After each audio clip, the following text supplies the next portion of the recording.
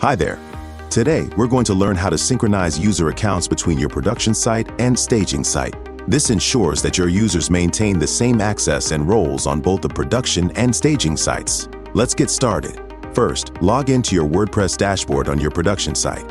Next, navigate to the Users tab to review all your users. Next, go to the WP Staging tab and click Staging Sites. Select the staging site you want to sync, click Action, and choose Sync User Account from the options. After that, a pop-up titled Confirm User Synchronization will appear.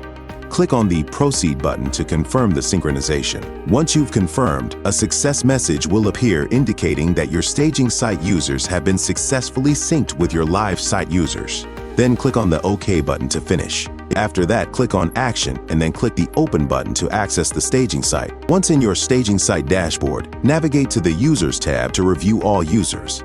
Verify that all users from your production site have been accurately copied to your staging site. If you like this video, please like, share, and subscribe for more awesome content.